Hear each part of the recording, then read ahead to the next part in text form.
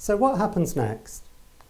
At some point you're going to receive your mark and some feedback from your supervisor and examiner, and your dissertation will also have gone through a final exam board at the university.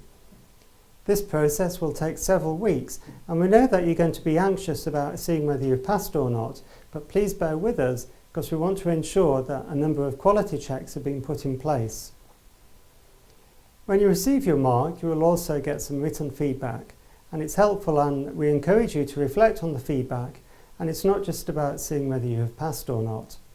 It's about seeing what some of the things that the supervisors and examiners liked about your work, and also some of the things for you to think about to improve and further develop your academic, but also your public health skills. So what might you want to do with your dissertation now that it's been completed? Well, we encourage all of our students to think about publishing their work in one format or another. Some of you might want to write a short article for a blog, or to write something, even if it's a letter, for one of your professional journals. Some of you might wish to continue with the research question and to think about turning it into a more formal research project. And we have had students who've continued with their theme for their dissertation to receive grant funding and to carry out a more established or formal piece of research. You might also want to turn your dissertation into a full paper for publication.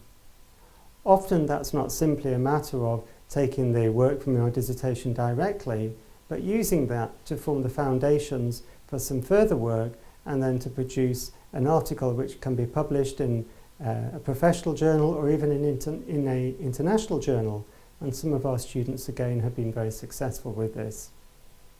So we encourage all of you to contact your supervisor to get some further guidance and advice about how and where and what you might consider publishing some of your work. We also know that some students will not be successful in passing their dissertation at its first submission.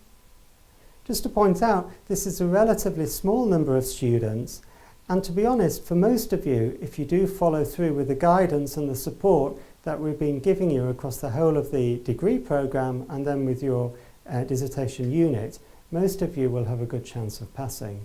Many students pass with a very high mark. But for those of you who have been unsuccessful at the first submission, you will receive some feedback from your supervisor, and that will identify some of the reasons for why your dissertation didn't receive the minimum 50% pass mark.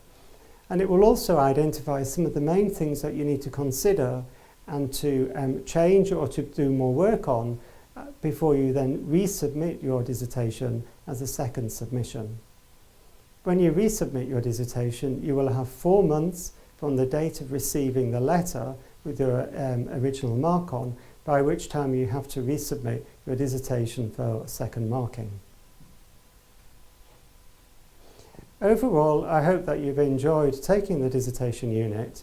Well done to those of you who've worked extremely hard, and to all of you who've been thinking about how you can improve public health and develop your own academic and professional skills.